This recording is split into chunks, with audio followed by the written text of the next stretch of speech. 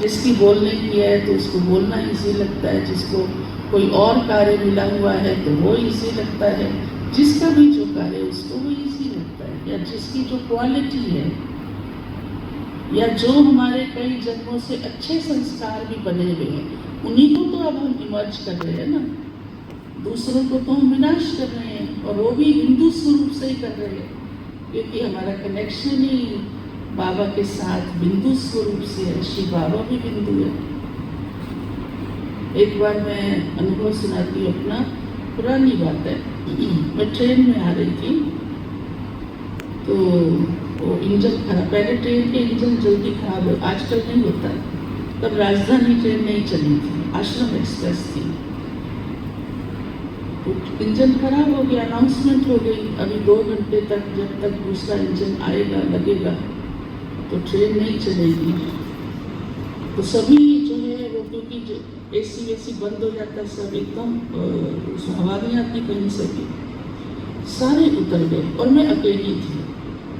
अब तो हम अकेले नहीं जाते, तब तो आते जाते थे, बहुत आते जाते थे सेवा के कारण से भी। तो मैं बैठी रही डब्बे में ना, मुझे प्रेरणा नहीं आई अंदर से कि मैं ट्रेन से उतरूं। और हमारा ये शुरू से भी संस्कार था, कभी भी ट्रेन में उतरना नहीं, कभी भी ट्रेन में दूसरों के डब्बों में जाना नहीं। ये नेचुरल नेचर था। तो मुझे कोई बड़ी बात नहीं लगी, कुछ महसूस नहीं हुआ, सब उतर गए, क्योंकि दम घुटता है ऐसे में। मैं बैठी हूँ और शाम 6 बजे का समय था, और धीरे धीरे अंधेरा होता जा रहा था। मैंने एक संकल्प किया कि मैं कहाँ बैठी हूँ। अपने से ही पूछा मैंने, मैं कहाँ बैठी हूँ। कि मैं सच्ची प्रैक्टिकल बात सुना रही हूँ आपको। तो मैंने कहा, क्यों मैं ट्रेन में क्यों बैठी हूँ, मैं तो बाबा के साथ बैठी हूँ, बाबा तो बिंदु है तो मैं भी बिंदु हूँ। तो मैंने महसूस किया मैं परम धाम बेहद लाल प्रकाश में चमकता बिंदु हूँ। उसी थॉट को मैं सहजता से अपने माइंड में इमर्ज करती गई, और वो 2 घंटे कैसे बीत गए मुझे महसूस नहीं हुआ। अदरवाइज संस्कार डर का है थोड़ा सा, मैं सच्चाई सुना रही हूँ। और जब इंजन आया और ट्रेन चालू होने वाली अनाउंसमेंट हुई, तो सारे लोग चढ़ने लगे, बत्ती भी जल गई, हाँ एसी भी चलना शुरू हो गया। जैसे चढ़े तो मैं अंदर बैठी अकेली थी। वो हैरान हो गए एकदम, उनको पहले पता नहीं था, क्योंकि सब नीचे उतर गए, अपनी अपनी बातों में मस्त थे। तो कहा, आप यहाँ ही बैठे थे? मैं मुस्कुराई, मैंने कुछ नहीं बोला, कोई आंसर नहीं दिया। और वो लोग बहुत हैरान, जैसे ना कुछ पूछ भी नहीं पा रहे थे, और उनके चेहरे बता रहे थे। तो एक ने तो बोल भी दिया, हद कर दिया आपने तो। मैंने मन में सोचा, मैं थी ही बेहद में, मैं यहाँ थी ही नहीं, ट्रेन में थी ही नहीं।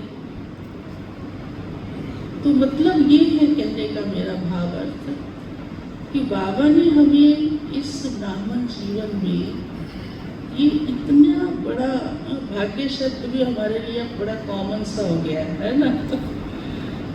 क्या कहेंगे, हमारा रोल स्पेशल देवता का, फरिश्ते का बनाया है, कि इतनी आसानी से हम बाबा के बच्चे अपने रियल स्वरूप में टिक जाते हैं, और ये हमारी नेचर बन जाए। इस नेचर की ये बात नहीं है कि मेरा बोलना छूट जाएगा, वो पहले कह चुकी हूँ, या सेवा छूट, नहीं। नेचर मीन्स ये कि जो भी मेरी जीवन है, जो मेरी जिम्मेदारी है, जो मेरा कर्म है, जो मेरा रोल है, उसमें रहते मैं बहुत सहजता से नेचुरल अपने स्वरूप की फीलिंग में, और उसको भी बाबा ने तो इतना सहज कर दिया है कि अच्छा, कभी बिंदु स्वरूप में हो, तो कभी फरिश्ता स्वरूप में हो, तो कभी देवता स्वरूप में, वो भी बाबा ने हमको इसी कर दिया, ताकि कभी हमें ऐसी सीरियसनेस या इतना कुछ सोच ना पड़ जाए कि ये मेरे लिए मुश्किल है। वैसे भी देखो बाबा ने हमारा जीवन इतना सुंदर और इतना सार में लाया है। सारी दुनिया कितनी फैली हुई है, ठीक है, वो तो सुनाने की जरूरत नहीं है। बाबा कल्प वृक्ष का ज्ञान हमको देता है, विस्तार हो चुका है, शाखाएं, पत्ते, लेकिन सब कुछ देखा जाए सारी दुनिया 2 शब्दों में सिमट सकती है, ये सिमटी हुई है। एक है संबंध और एक है संपत्ति। जो भी कुछ है देखो, साधन है, प्रॉपर्टी है, कमाई है, सब संपत्ति कहलाता है। और जिनके भी हम व्यवहार में आते वो संबंध कहलाते हैं, चाहे पास के हो या दूर के हो, चाहे जानकार हो चाहे अनजान हो। अनजान को भी अगर आप 2 मिनट में कहीं सड़क पे भी मिलते हो तो समझ में आता है कि ये एक प्राणी है। अगर हेलो होती है तो होती है, नहीं होती तो नहीं होती, बस दैट्स ऑल। और हमारा सारा संसार यही 2 बातें, एक बिंदु के साथ। कितना आसान है हमारा जीवन, एक बिंदु ही मेरा सारा संबंध है, सारा। शिव बाबा बिंदु, जितने भी मेरे संबंध है लाइफ के, जितने भी, वो मेरा बाबा है। अगर आपसे कोई पूछे आपका दोस्त कौन है, आप क्या कहोगे? बोलो, बाबा है। कोई कह भी देगा, अगर मान लीजिए कोई लौकिक में आप कहें मैं तुम्हारा दोस्त नहीं हूँ, तो आप क्या कहोगे? नहीं हो, ऐसे भी नहीं कहोगे, है ना? या कहोगे हाँ तुम ही तो हो, ऐसे भी नहीं कहोगे, क्योंकि आपकी अंदर की तार तो बाबा से जुड़ी हुई है ना? आपको कोई कहे आपकी माँ कौन है, पिता कौन है, भले आप फॉर्म भर दोगे, नाम लिख दोगे माँ बाप का, बुद्धि में क्या है? बाबा। कोई सा भी संबंध देख लो, हमारी अंतरात्मा क्या कहती है, अंदर से क्या आवाज देती है, भले आप मुख से ना भी कहो किसी को, अंदर से हमारे क्या आवाज आता है कि मेरा रिश्तेदार बाबा है ना? फिर हमको तो अब रिश्तों की जरूरत भी नहीं है कुछ, पर जरूरत तो नहीं आपकी, रिश्तों की जरूरत है हमको। और जब बाबा से मेरा रिश्ता जुड़ गया और मैं उसको निभा रही हूँ, तो बाबा के साथ सब कुछ हो गया ना। बुद्धि में एक ही बाबा के साथ, देखो मुरली में भी हम रोज सुनते हैं, माता पिता भी बाबा, शिक्षक भी हमारा बाबा, सतगुरु भी हमारा बाबा, कहते हैं ना, हम पढ़ते हैं ना, और हम महसूस भी करते हैं, पालना भी हमको मिल रही है सारी। और जीवन वैसे तो मुख्य इन 3 संबंधों के आधार से आगे बढ़ता है, और संबंधों की तो आवश्यकता ही नहीं रहती। लौकिक वाले भी कई अपना अनुभव सुनाते हैं, कहते जब तक छोटे बच्चे थे ना घर सुखी था, ये जब से बहू रानी आई ये झंझट ही झंझट हो गया। लौकिक ब्राह्मण वाले जिनको निभाना पड़ता वो भी ऐसे कहते हैं, जब से ये रिश्ते बढ़े, फिर एक रिश्ता बढ़ता है तो उसके 4 रिश्ते बढ़ते हैं। अच्छा, हम लोगों को तो रिश्तों की समझ में भी नहीं आती, सच बताएं, एक ही रिश्तों से न्यारा कर दिया, जरूरत नहीं। हमारा संसार ही बाबा बन गया।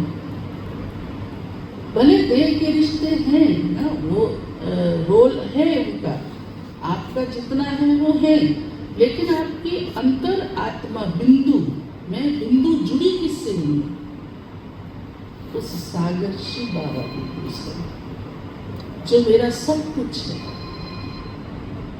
यही सार है।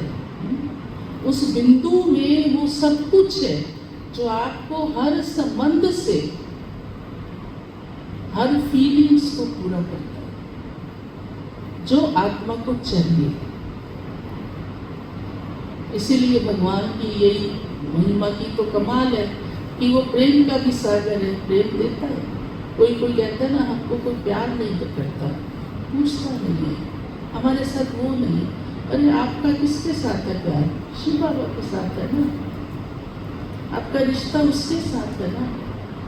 वो तो सागर है ना, वो ना करे ऐसा हो ही नहीं सकता। लेकिन मैंने कितना किया, बस मेरा रिश्ता उसके साथ है। तो जब मैं बिंदु, उस बिंदु की संतान, कनेक्शन है मेरा उसके साथ पूरा, तो वो फ्लो भी तो पूरा चलेगा ना। दो तार भी जोड़ते हैं तो करंट और पावर आ जाती है ना। फिर उसको कम ज्यादा करना अपने हाथ में होता है। तो मैं उस संबंध को, उस प्यार को खुद बिंदु आत्मा ही बढ़ाने वाली हूँ। तो मेरा संसार एक प्यारा बिंदु है, बिंदु में है। इसलिए बाबा कई बार कहते हैं ना, मैं बीज हूँ सृष्टि का। तो बीज में सारा पेड़ अंदर समाया है ना। ये तो पता है, स्थूल बीज में भी तो बीज ही डालते हैं ना, पेड़ थोड़ा डालते हैं, बीज डालते हैं तो पेड़ बनता है। तो बाबा तो बीज है और मैं उसकी संतान बिंदु, वो भी बीज बिंदु स्वरूप है। तो कनेक्शन सहज है ही है। यही तो सबको आप योग सिखाते हैं और खुद उसकी अनुभवी हो। सिर्फ उस पावर को और बढ़ाते जाना है, क्योंकि आपको तो 100% सतो प्रधान अवस्था तक पहुंचना है।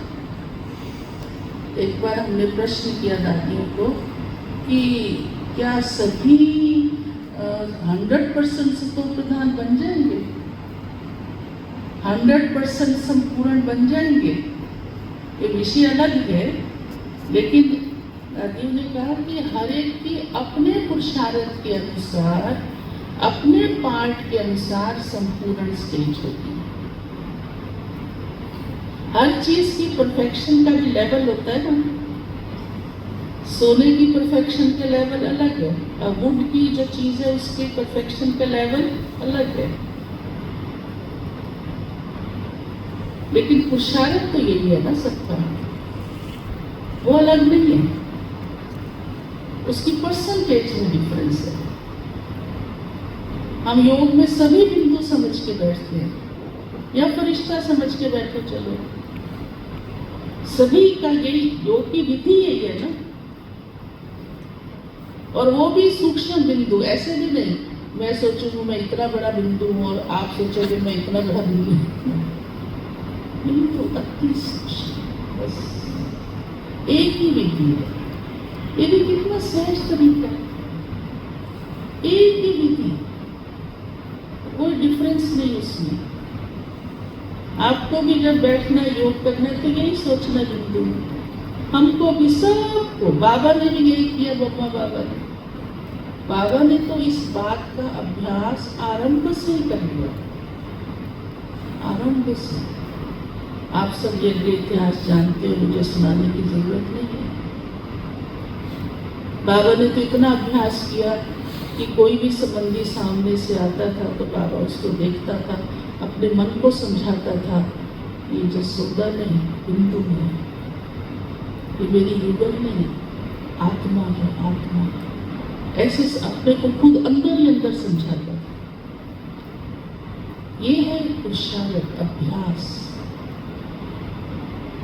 जानवी हम लोग को कहती थी तुम लोग करते इतना, दादी साहब कहती थी नहीं।